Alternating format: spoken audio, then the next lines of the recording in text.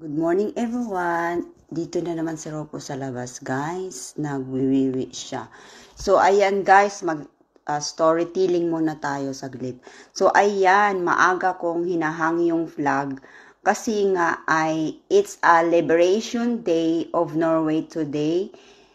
May 8, 1945 noong gera ng Europe guys ay kasama yung Norway dito sa pagyera noon. And then, sinasabit yung flag dito every May 8. Sinicelebrate nila pero wala silang holiday.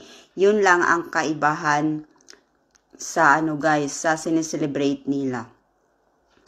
So, nagsispire sila sa ibang mga kasamahan dito sa Norway, sa mga lugar. So, binibitawan sila today, May 8, 1945. So, kaya nandyan yung flag sa taas. So, ayan guys, nagwiwiwi si Rufus. Ito lang ang story ko. So, salamat sa inyo guys, panunood. And good morning again, and God bless.